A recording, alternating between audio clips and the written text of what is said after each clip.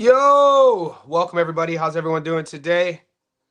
Johnny here. It's Tuesday morning, 8 a.m., January 6th, 2026. How many of you boys have caught yourself already writing 2025? That shit happens all the time. We have a lot to talk about. We have there's multiple cards going on this weekend. There's two major ones we'll get into.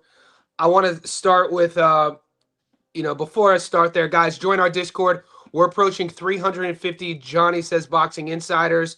I launched 2 weeks ago our Patreon. So you guys have a few different ways how to support the channel, how to support the community, and how to join the Discord. Join here on YouTube. It's a couple bucks a month. That link is pinned. And in the same link, you could join on Patreon. Same price, couple bucks a month. Whatever one you join on, you get access to the Discord. It's a professional betting Discord. We have boxing, MMA, basketball, football, hockey, baseball's coming up, F1. It's a professional betting community. So whatever one you want to join, if you join the Patreon, you get perks in the Patreon. If you join the YouTube, you get perks on our live stream. Like I said, whatever one you join, same price, access to the Discord. And if you've already joined, I say thank you. If you're new here, I say welcome. I want to start with this interview that's been kind of going viral in the UK with Moses Ituama. We know Moses is preparing for a fight against Jermaine Franklin at the end of the month. So people were, we'll play it to get started. I want to hear your opinion, your take. Some people are saying he's stoned. Some people are saying at his young age, he's already showing signs of being punchy, having signs of damage. The odds for the Franklin Ituama fight are crazy. Right now, Moses is a 10-1 favorite. We know how exciting of a prospect he is, not just in the UK, but in the heavyweight international landscape. So I'm going to play that. We'll let, it's from the IFL. I want to hear your opinion on this.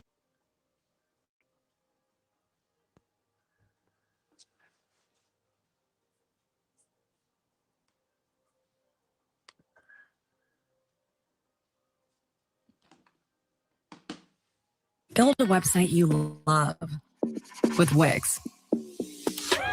For your words.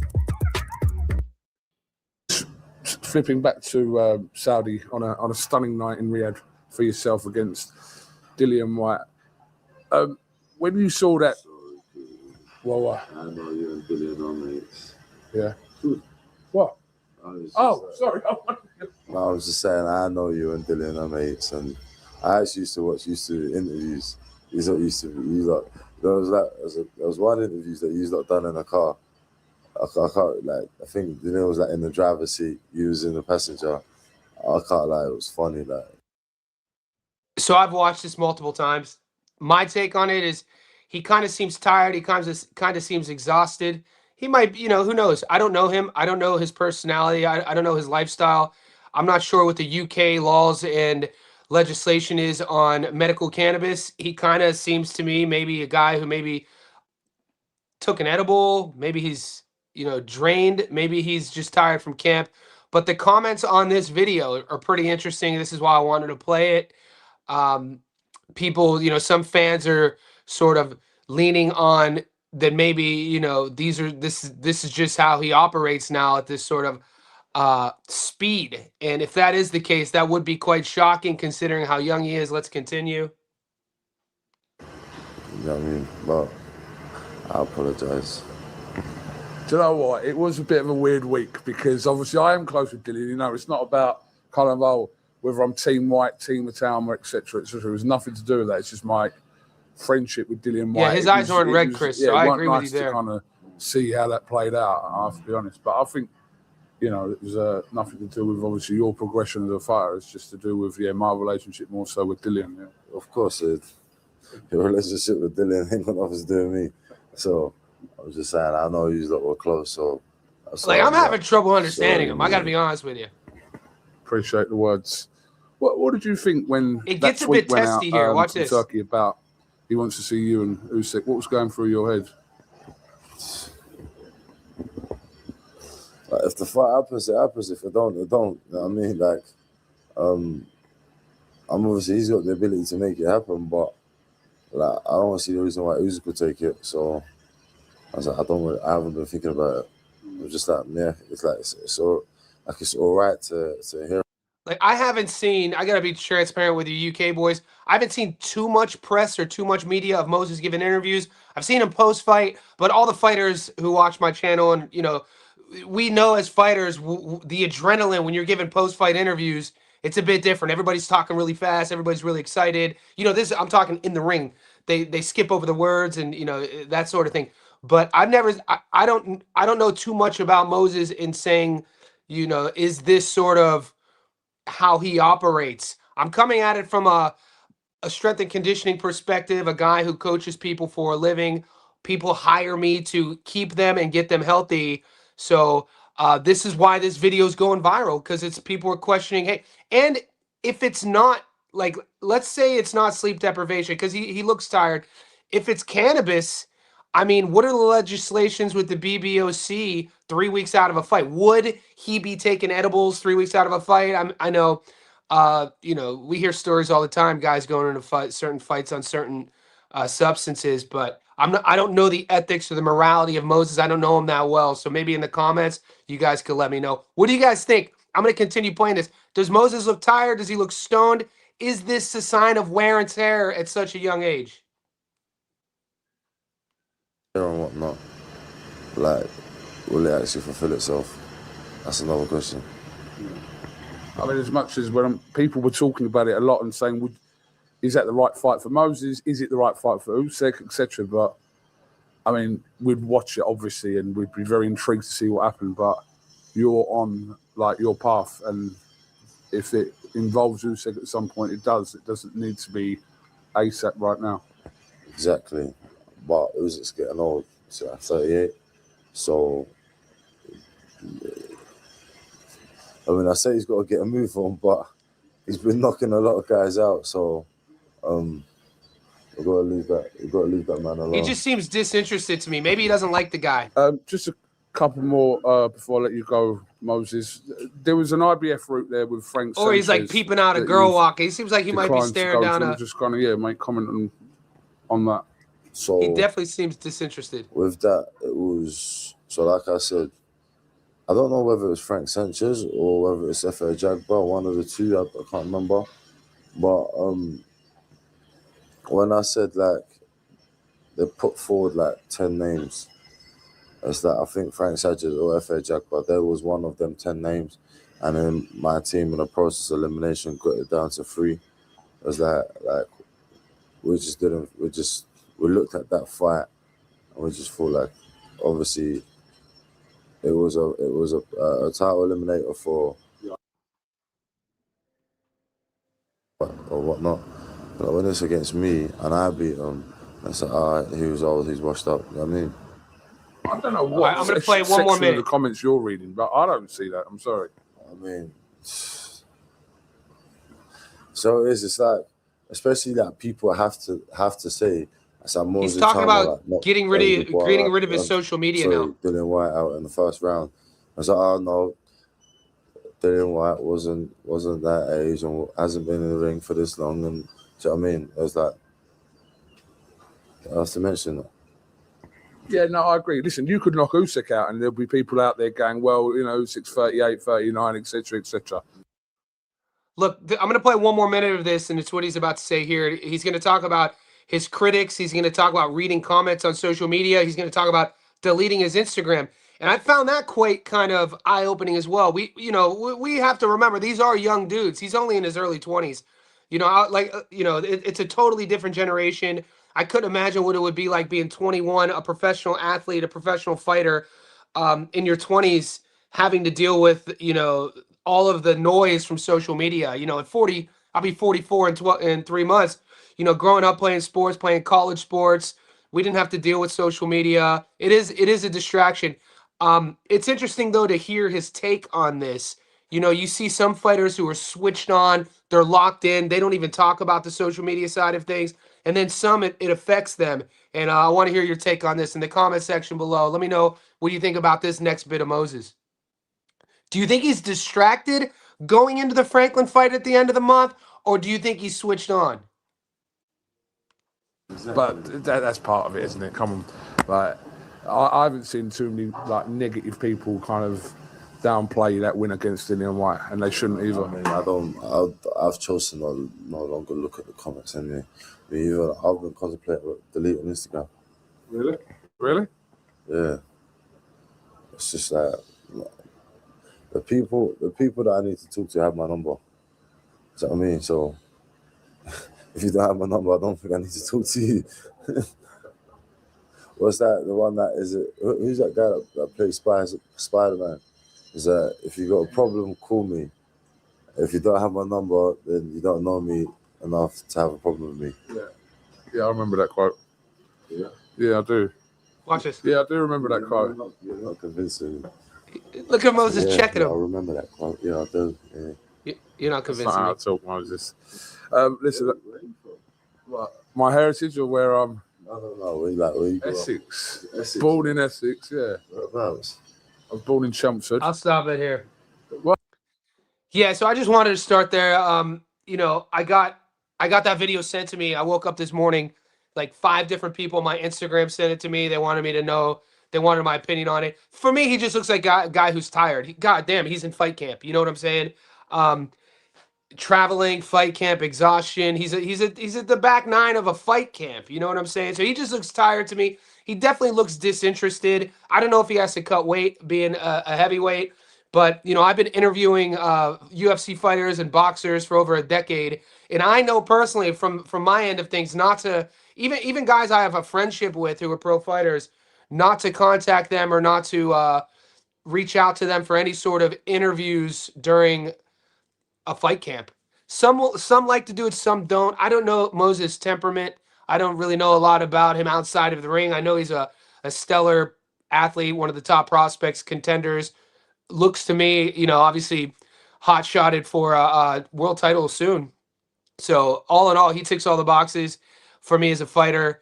Just wanted to start there, just considering everybody reaching out to me on the Patreon, people messaging me on Instagram. So that's that. In the comment section below, let me know what you think. I don't think it's CTE. To put an exclamation point on this before we get into our bets and the boxing odds, I don't think it's CTE. He doesn't look like brain damage to me. When you're dealing with a guy who's sort of punchy or been through a lot of wars, you get this gloss over look in your eyes. It's unmistakable. When you see it once, you look for it. And I'm not going to put any fighters on blast, but there's guys that you guys watch, we watch on TV who are analysts, guys who pop in, still in the public's eye, who are former world champions in like the era before us, guys who fought with Floyd, guys who fought in the early 2000s. When you see them talk, you could tell what Punchy looks like. You could tell what it sounds like. This, to me, seems like a cool, calm, and collective killer. He seems like an assassin. He seems like he knows what the job is in a few weeks.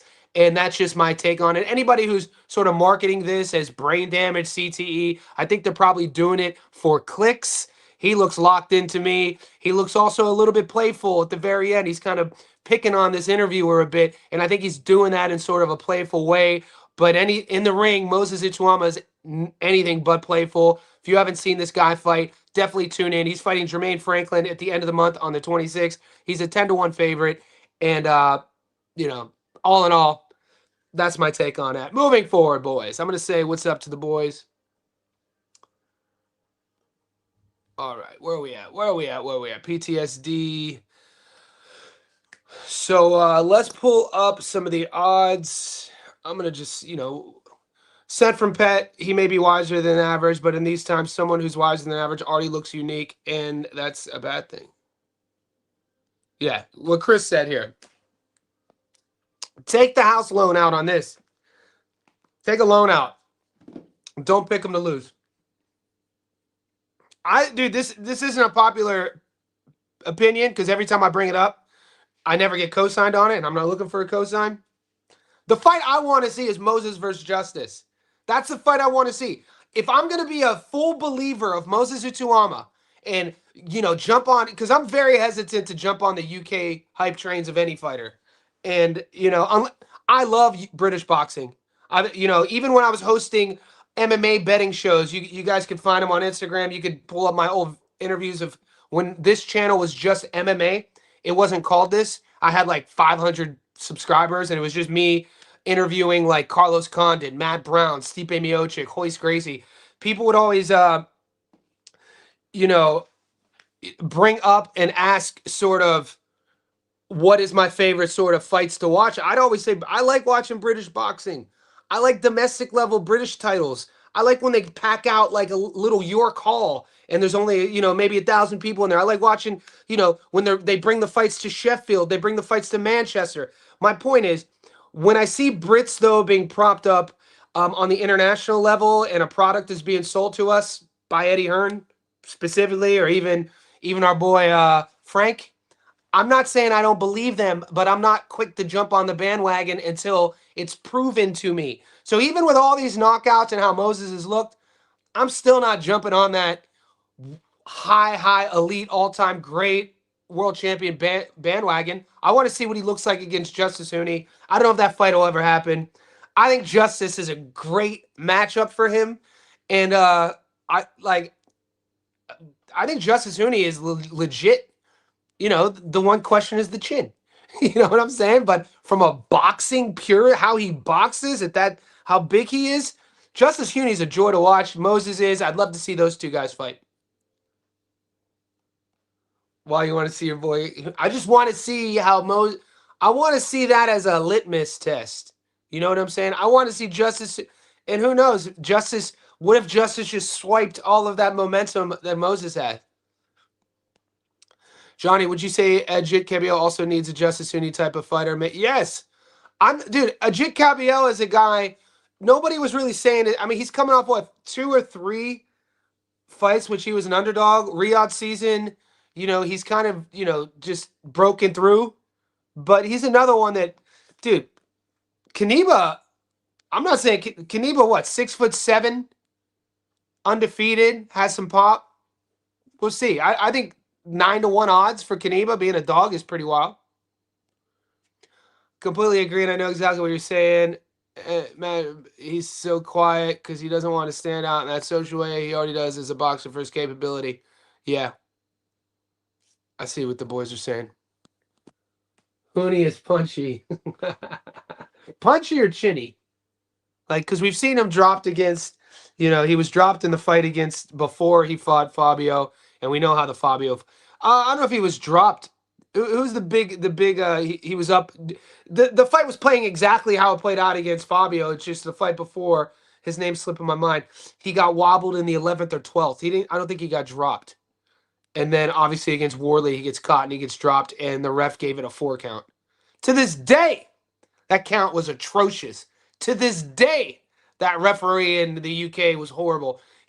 When you compare side by side the Justice Huni versus Fabio Worley count in the 11th versus side by side the Emmanuel Navarrete Liam Wilson count, oh my God, it's like it's ridiculous. Navarrete had 27 seconds against Liam Wilson to recover. Literally, I didn't just pick that. I've done this with a clock before on a screen. The video ended up getting taken down for copyright like 3 years ago, but we've done this on my channel before. 27 seconds, the Navarrete knockdown before, from the time he hits the canvas to the ref allowing it to go on. 27 seconds. Justice Huni, Fabio, it was like literally maybe 7 seconds. And then they call it. It was horrible. Kevin Lorena, that's what it was.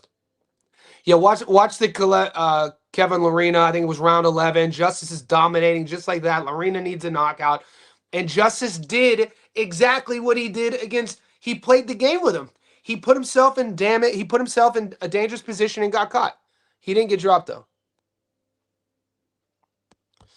Agit has been impressive, but he almost got stopped by a Croatian a few years back. I'm guys, with all these heavyweights, I'm very cautious. They're just quick to jump to the front of the line. Yay! We have a new heavyweight undefeated knockout. I'm like, growing up in the game, I see an undefeated heavyweight, and I'm like this. I got the suspect eyes. I'm like, shoot, we gonna see if he legit. Fraud checks in the heavyweight division. This is a real thing. Santiago versus Cedeno will be a good one this weekend. I'm not getting odds on it, but it will be. Lorena had Hooney nearly finish a couple times that fight. How he didn't stop him. See, this is why people saying Hooney is chinny. Hooney got one of them Easter Island heads too, boy. He's a big boy. Everything about Justice is massive. That's why when like if you ever meet Justice or see him, in the gym, hitting pads or just meeting him, you will be and then you take that what you see in person with how he boxes, light on his feet, and you'd be shocked. You'd be like, "Holy shit, dude. This dude is like high level athlete." So maybe I'm just impressed with his athleticism. Me being an athlete, coaching athletes, whenever I see a guy who's 6'4", 6'5", massive dude, I have massive hands. His hands are big, dude. He's just and then being on his toes, slick in it. Justice Hooney, people sleep on him. I'm a fan, dude. He's one of my favorite heavyweights. You don't see many heavyweights who operate like that. Moses will be moved accordingly as the AJ of Queensberry. In a good world, Frank will have every heavyweight champion with a different belt and unify with the likes of Turkey, assuming Usyk retires. Not a bad point there. Hooney has a lot of miles.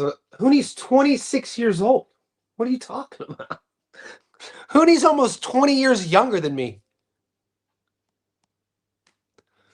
Don't a lot of 10-rounders. Even our Kiwi took him to war.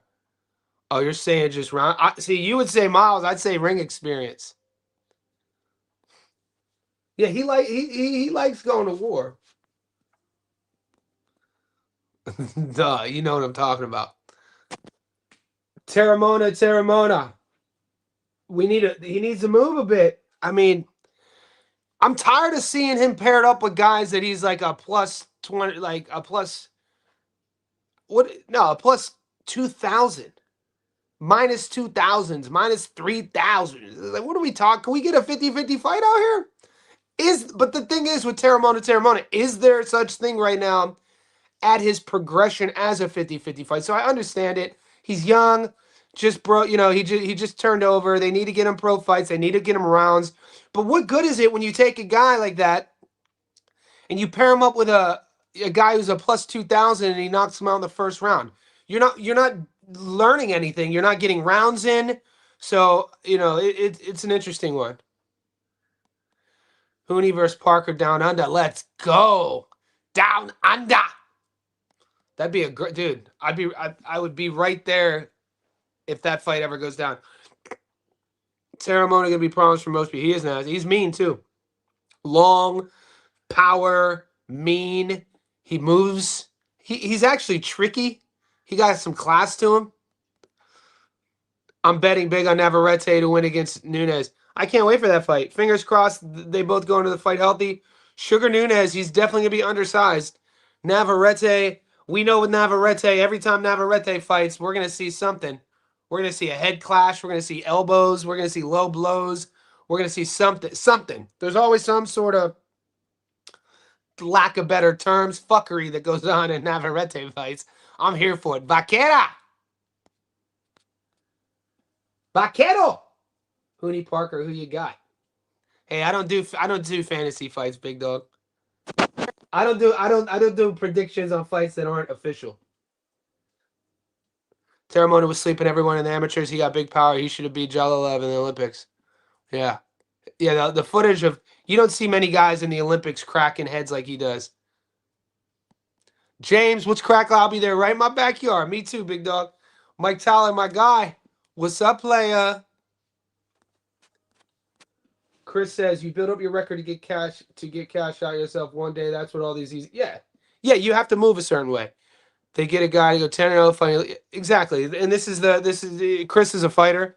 This is the operation of a fight career. And this is why on a recent live stream I was explaining the difference in how the UFC moves their prospects versus how boxing moves their prospects. And the UFC, because of its monopoly setting, by the time you make it to the UFC, even if you're a 21-year-old Yair Rodriguez, you've already made it. So a lot of times they won't give you easy fight. There aren't a lot of gimmies, layups in the UFC. So I always bring up, it's actually a bad thing, for my opinion, for up-and-coming prospects, contenders, young guys like Yair Rodriguez when they pair Yair Rodriguez with Frankie Edgar. And it happens all the time.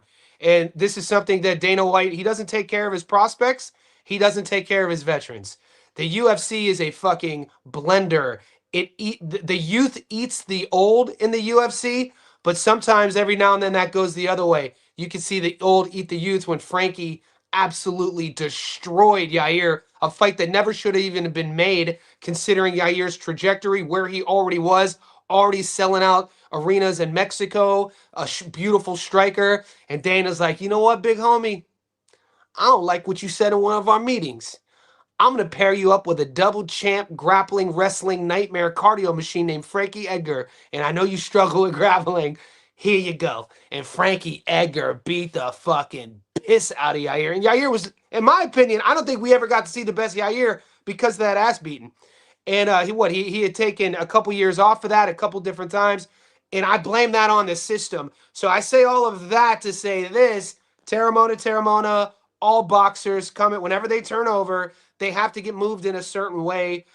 Is the outcome obviously one day to cash out or make money? Of course. This is a blood sport. People die. The outcome will always be to make money.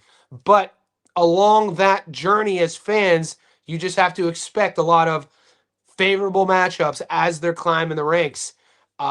It just kind of gets weird a little bit when the marketing behind a guy with, not a lot of pro fights, with, 0 50-50 fights is being sold to us as the consumer as the next in line. But it's like, bro, he hasn't even been tested. You're forcing our hand as the fan here now to believe what you're selling us. And we've seen time and time again that goddamn product was a freaking lie. And so partially why I'm hesitant on Dalton Smith.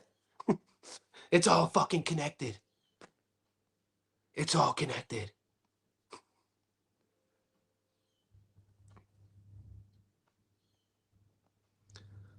No, I live in Sydney. I'm in Australia.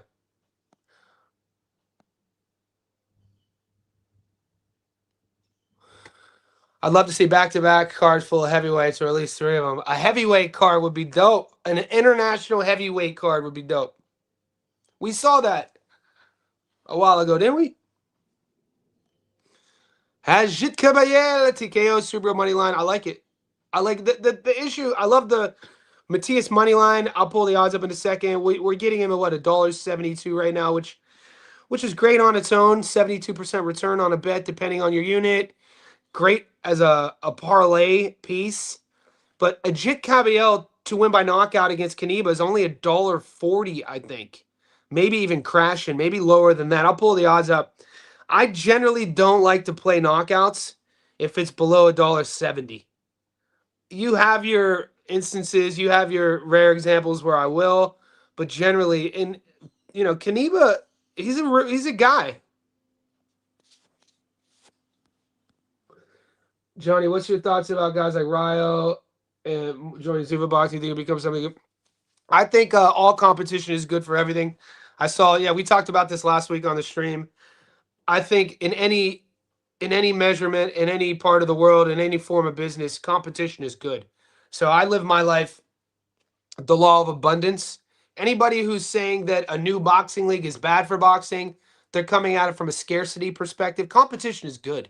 You know what I'm saying? So where it gets kind of shady is when, Zuffa has been kind of on record. People have been kind of saying with Turkey is they're going to have their own belt. They're not going to recognize the other promotional companies. And then you start, then what that creates is a wall and division. As long as everything's open, we just want to see the best fight the best.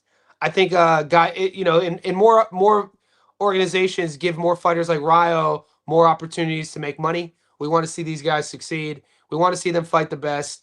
Think about, you guys could probably off the top of your head name me 3 or 4 of your favorite fighters. We just haven't seen fight because there aren't any fights. There aren't, promotional companies. It's harder and harder to make these small cards when you have such massive promotions like Netflix or DAZN having these big cards. It's kind of like, I think what we're starting to see is a decay of the very necessary club level cards, because like we talked about how you move a prospect.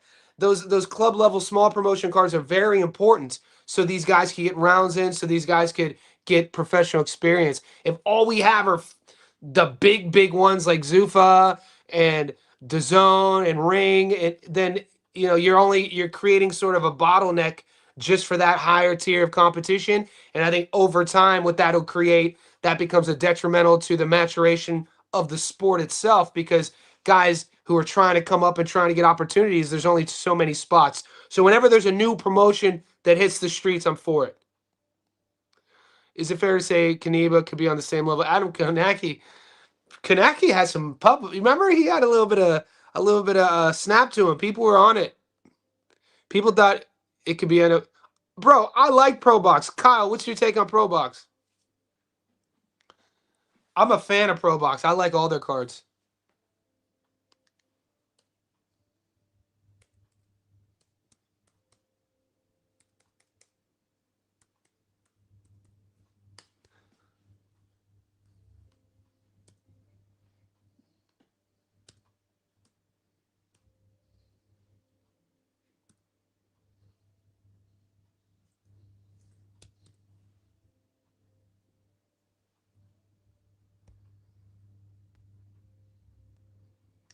All right, guys, we're going to take a look at the odds real quick.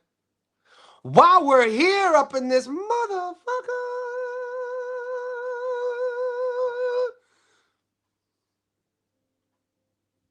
All right, this is the Javier Herrera fight versus Ricardo Nunes. These odds are pretty wild, man. We're going to look at these odds. We're not getting method of victory, but I'm also going to bring up each guy's box rec to have a look, because like at least 10 of you boys messaged me in our Patreon and messaged me in our Discord about this fight. So let's look at Javier first.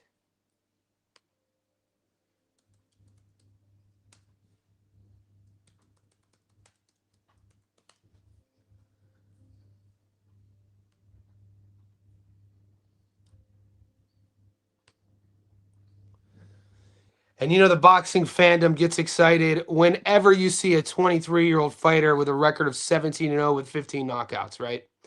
135-pounder with a 92% knockout and 88% knockout to win ratio. Fighting at 135. Javier Herrera, not many people putting their hand up to fight this guy. Lives in Dubai. He's Cuban. We know that. 5'9" southpaw. Mate, for me, marketability, if you've never seen him fight, he ticks all the boxes.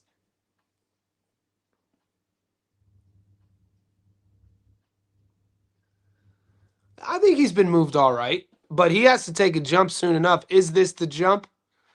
Jose Enriquez, 21-3. Oliver Flores, 31-5. He's been moved all right. Winning record. People are high on him. So this Herrera fight goes down in Germany. This is on the undercard of the Kaneba fight.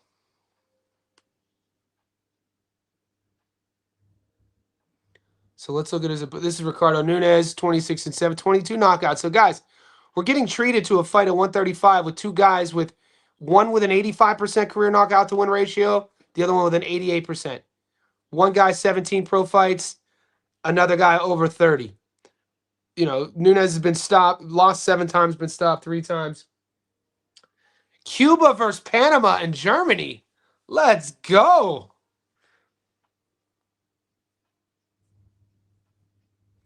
Coming off an L. Nunes down in round 2. Nunes caused the 3rd round large cut on Fernandez's ear. Oh yeah, we won money on this. I hit on this fight, this John Fernandez fight. I got Fernandez by stoppage at $1.90. He's already, damn, time freaking flies, boys. I can't believe that John Fernandez fight was in June.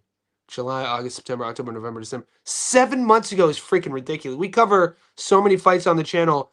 That John Fur fight, I thought was like, it seems like John Fur fought like 2 months ago.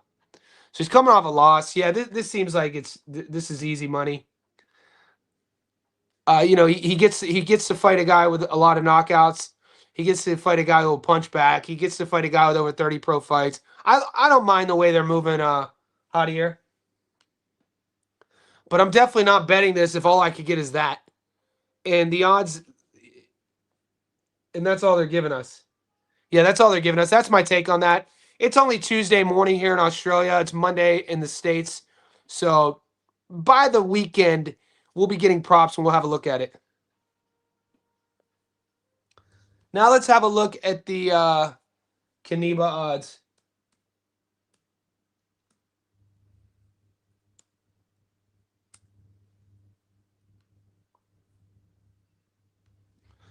Okay, so this is Agit versus Caneba. Another one of these fights where, look, at the end of the day, man, it's really tough for me to bet on a knockout when you're getting $1.36. We have to ask ourselves, though, guys, this is important. What sort of gambler are you, right? Because in our Discord, if you guys aren't part of the Discord, join it. It's a couple bucks a month. It's a Pro Bettors Discord. The link is pinned here in the comment section. You can either join the Discord through our YouTubes or join the Discord through our Patreon. Why I'm saying this is there isn't just one type of bettor. There isn't just one type of gambler. Without judging people, there's guys in our Discord who expect everybody to bet how they bet. There's guys in our Discord who judge and try to clown people for how they bet. That's a very immature perspective. I could put people on blast because there's a couple dudes who really annoy me in my Discord that I don't even comment to, but they prop themselves up as being sort of like experts in specific fields. I just let them be. When you're as old as me, you learn to remove your ego. That's the best advice I could give to anybody who's struggling with a friend, a partner, struggling with people at work is remove the expectation from how you feel people should treat you and just go get your shit done. Just do your job, right? Get your work in, put the work in. But you have to ask yourself, how do you bet? How do you gamble? For me, I like, obviously, from my perspective, I don't want to get, my job is to always give you guys winners. So who is going to win the fight, right? Now, certain guys who call themselves sharps will call me certain names. Why would you even bet that fight? Why would you even bet? The odds are so terrible. Why would you? Bitch, I'm on a platform where I'm telling people who's going to win or lose. So for you to publicly comment in my fucking Discord and challenge why would I bet this fight and try to sort of insinuate that you're at a hierarchy better because you only bet good odd fights, fuck you. So shout out to Oscar De La Hoya. Dude, when Oscar was doing all the Canelo shit, hey, Canelo, fuck you. So shout out to Oscar for the fuck you shout out. But my point is, from my perspective, I run a goddamn boxing forum, right? We cover all the fights. I'm not just going to look at a fight like Agit and Caneba and say, oh, the odds are shit. I'm not going to give you a winner. Because the odds are shit, I'm not going to tell you who's going to win. No, I'm going to, but you do have to ask yourself. So what I have to do is cover all my bases. Who's going to win the fight, and then value betting. There are guys, what the value is for the bet.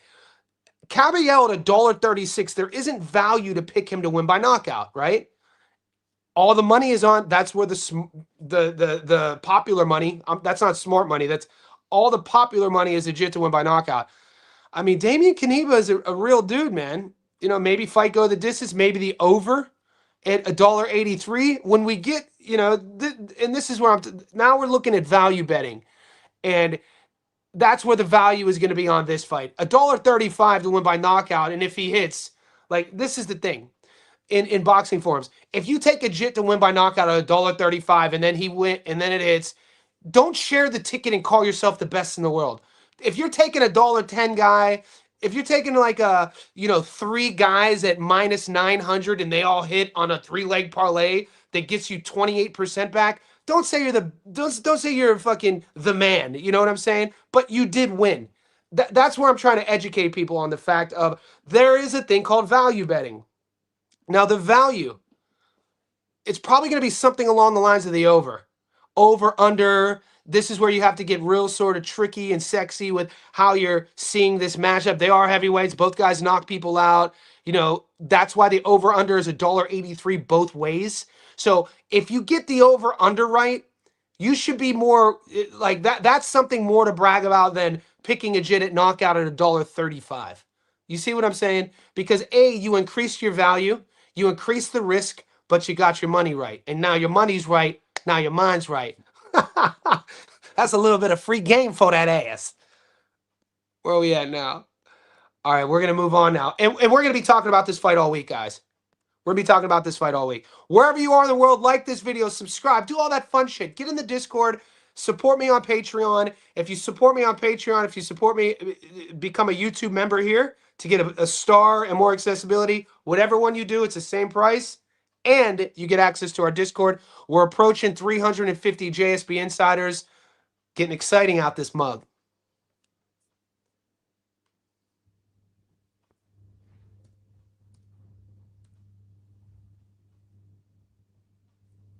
All right, now let's have a look at Dalton versus Subriel, the current odds. Guys, right now we only have 3 fights that are showing. This is Bet365. By the weekend or by Friday at least, this will open up. We're going to have a lot by the weekend. These are the main ones. We talked about Javier versus Nunes. Nunes is a guy we just saw get stopped against John Fur. We up. Herrera, the odds on the money line, we're going to wait until the props open up. We just covered Agit versus Canelo. Let's look at Subriel versus Dalton. Now, this is one of these fights, Subriel versus Dalton, where there is value on money line both ways. And there's a real possibility either guy could win. So with these fights, when you're getting Subriel at $1.61 money line or Dalton at 230, you don't have to get too tricky. You don't have to get too sexy. You don't have to get too cute. Depending on what your unit is, if you have a heavy unit, you're betting, your bankroll is nice. A 61% return on Subriel on the money line, that's all you really need to do. You know what I'm saying? But if your bankroll isn't that nice and you're just more of a entertainment sort of better, for instance, guys, this past weekend, the MVP card. I talked about this all last week leading up to the MVP card. It's why I didn't do any stats don't lie videos on any of the fights, is that I said that that's a half unit fight card for me. I'm going to bet a half unit on those just so I could stay connected with boxing. I wasn't excited about any of those fights. I didn't break down a stats don't lie video for any of those fights. And it was at every time there's an MVP card, unless there's a big sort of like featured fight, it's always half unit for me. So if I win, it's fun. If I lose, it's still fun, right? I'm still giving you my honest opinion. Sometimes we get it right. Sometimes we get it wrong. MVP cards for me, half unit fight, right? There's a lot of fun. Whenever Jake Paul is connected to any boxing, if I'm going to watch the fights, it'll be a half unit just to stay connected. I wanted to see a couple prospects. It was good to see Rosado fight. She's a fun prospect. She looked real good. I'm a fan of Rosado and her style. And even watching Tejas showed me some good things against Amanda. And so other than that, the reason why I'm saying that is whatever unit of measurement you have, however big your bankroll is, if 61%, and we're just using this as an example because of all the fights we've covered so far today, these odds are the best on the money line. If your unit's $10 and you're not stoked about getting $6 in return, and you're betting trying to get some crazy, then you would then go, all right, you're an odds better then, I guess. Maybe there's a lack of better terms. Maybe there's a better term for it. But if you're a guy who doesn't have a big bankroll and losing $1,000 would fucking ruin you, or maybe you don't even have $1,000 in your account, then you're betting like $10. Then you have to get a bit riskier with what you're doing. You have to get a bit riskier with how you operate. For me, with my bankroll, the money line here is perfect for me. Like, this is my money line bet. I'm loving a 61% return on just a win, no matter what happens. Or if I'm a Dalton guy, you're getting plus 130. You see what I'm saying? So you guys have to make that choice is up to you guys. The better. Also, if you don't have a bankroll, don't bet. If you're not having fun, don't bet. You're not going to get rich betting. Vegas isn't Vegas because people win. This is for the love of the game. You come to my channel for the love of the game. Boxing, baby. What up, Johnny? I'm already checking out the Pro Box fight card. They do got some. Magic Kush is my guy. They got some good fights up there. All the boys are tapping in. OG King of Fitness. King says, what's up, Johnny? I agree, under 8.5. Let's not complicate things. We made the mistake with Boots and Virgil. Oh, yeah. Boots and Virgil, 1 round and we out. Dude, please let that fight happen, though. Obviously, we're talking about Virgil and Eric, and then Boots with the other kid he got out of there early. His name Lima, Usama Lima. Yeah, that over, and I hit my biggest win My biggest win on the Riyadh card with Nakatani and Inoue is doing this style. I hit, and I told the boys to take the overs. So, we hit over 8.5 and over 5.5. And that paid really, really good money on both the Inoue and Nakatani fights. And I parlayed both. So I made a killing on those two fights.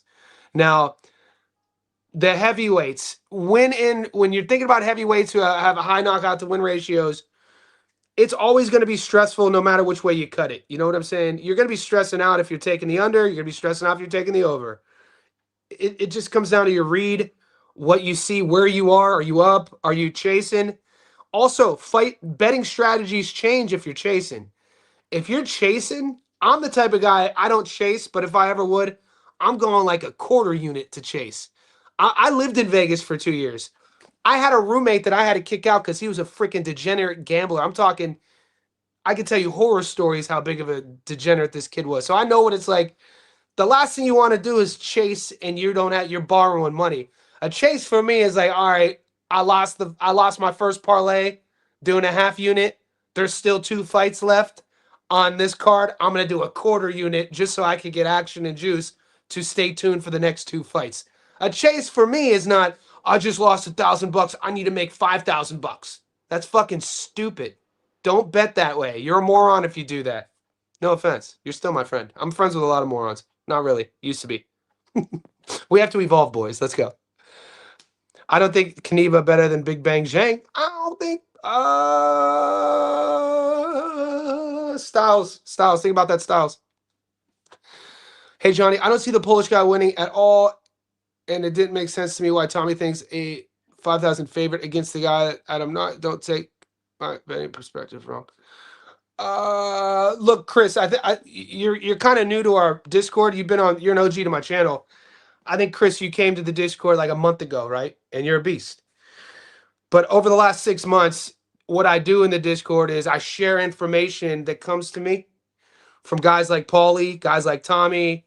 I have friends who are journalists, and when they send me, because I talk to, my whole day's voice memoing and messages, and I live this shit 24/7.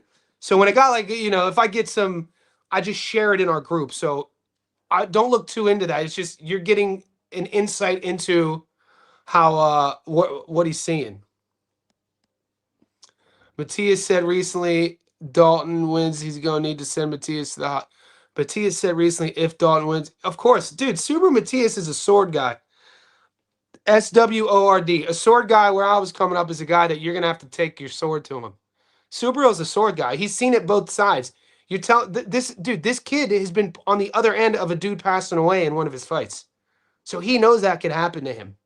That's a sword mindset. Live by the sword, die by the sword. Subriel Matias took a guy out, dude. Rest in peace. Maxim Dadashev. He died, man. He was a fucking good prospect too. Had Buddy McGirt in his corner. That was tough to watch, man. I think it was the 11th round, but during the 9th round, Buddy McGirt's yelling at Max, asking him to stop the fight.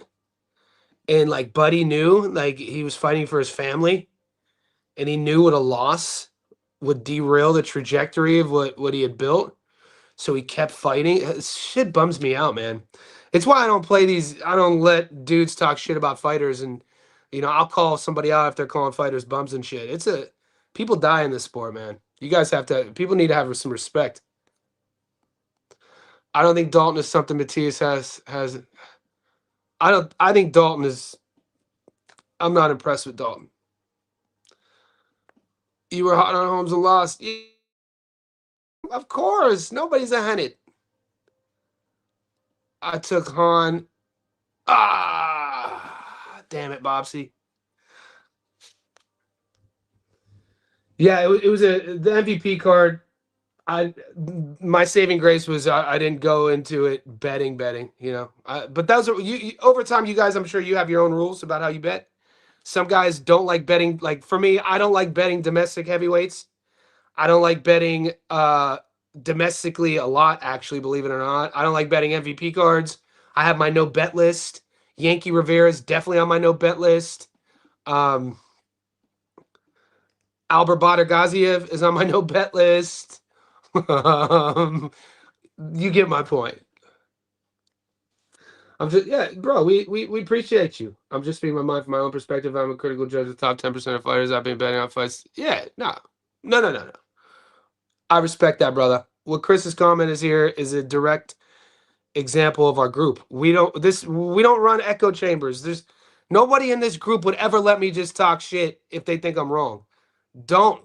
Now, there's certain times you might agree with me, but I respect whoever agrees with me, but I also respect you if you disagree with me, especially if you have an educated perspective.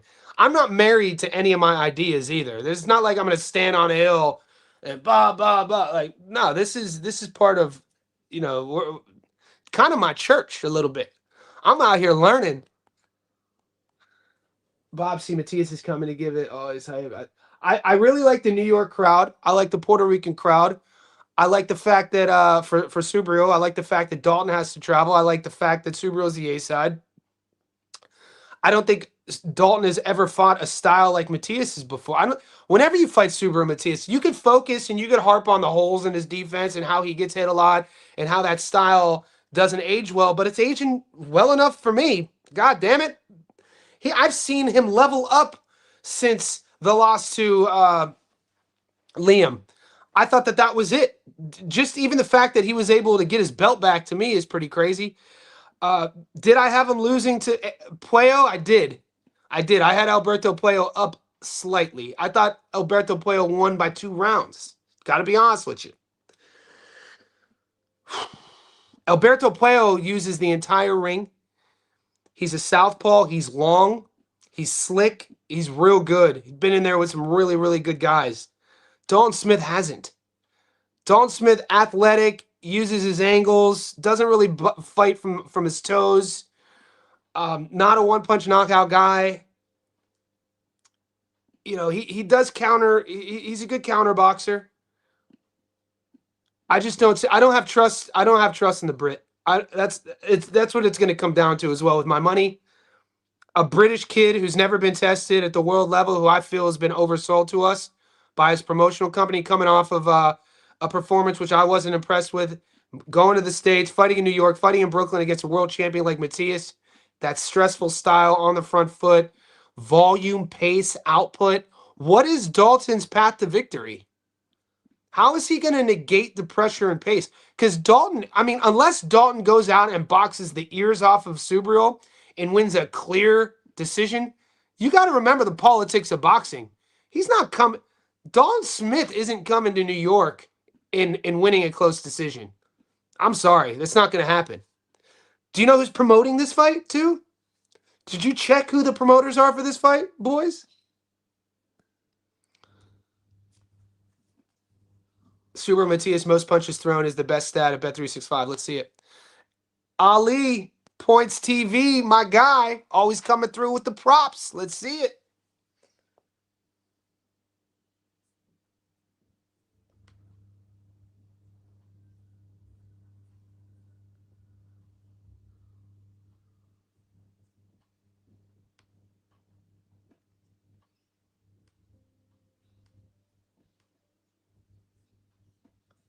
I'm not seeing it.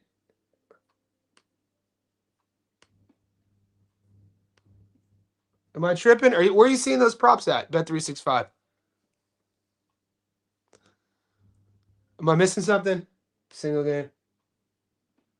I'm just getting money line. I'm getting method of victory. I'm getting will the fight go the distance. And I'm getting total rounds over under. Ali, where are you at? Are you in Australia? I'm not seeing it. Showtime, Money Meach. I don't think Dalton would be a coward to be running around either if it happens. Clinches. Oh, yeah. Come on, baby boo. Salute. Salute. I think the fight goes the distance. I think Matias is fading that style. Doesn't age well. True. but I'm sticking to my guns. No improving UK fighters, just the distance for that fight and over. Yeah. Yeah, if I had to pick a winner, I'm leaning Subriel. If I had to pick over-under, I'm leaning the over.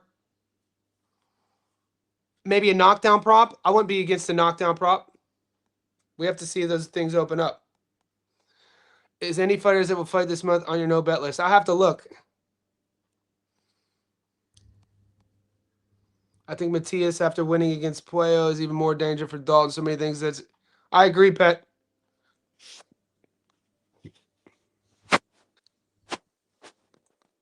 Yeah, Fresh Productions. Like, what is that?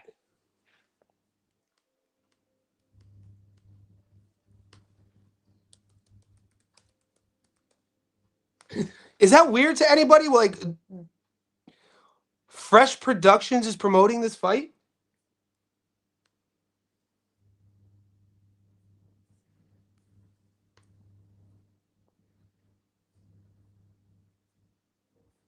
Juan Ivan Arango. Could somebody educate me on Juan Arango? Does anybody know who this is?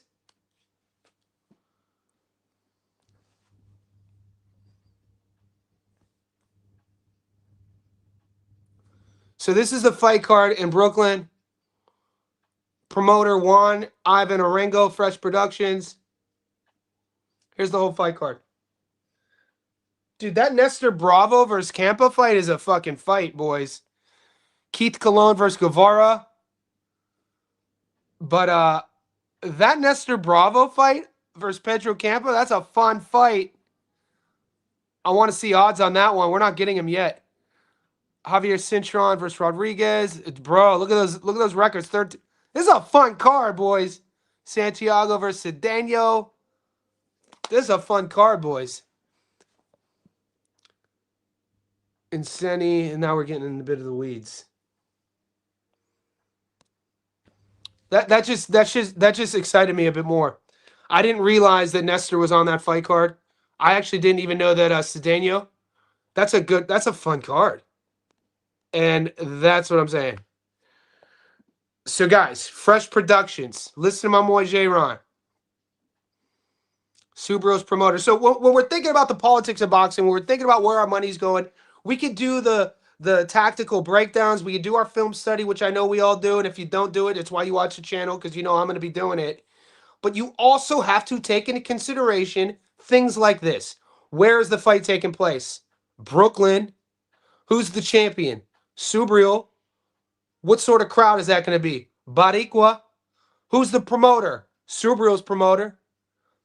Where does Dalton live? The UK. Has he ever fought in the States before? Hell nah. Like, all of these things. Dalton's going to have to come into New York and be like, New York, city of dreams, and everything in New York ain't always what it seems. You might get food if you come from out of town, but I'm down by law and I'm from the dog pound, the incredible, the lyrical. To see me is going to take a miracle. He's going to have to be dropping his dog food album swag and stop Matias. He's going to have to stop. I think he's going to have to stop Matias to get a victory. Am I tripping on that?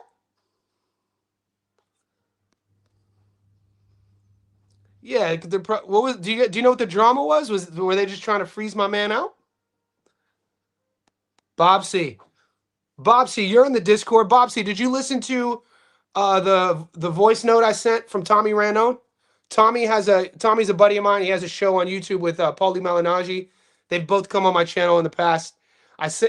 He's saying that Kaniba, he's saying those odds are freaking insane. That they shouldn't be that wide.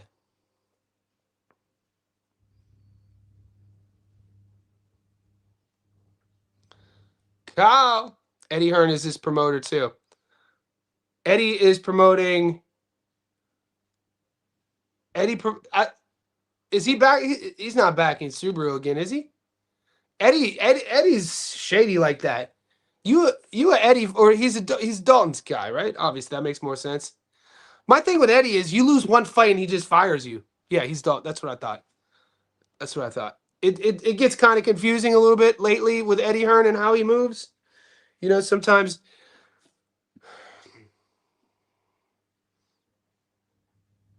What's sent from Pet saying? on that Pro Box card that's coming. I hope they get Suleiman high because his record.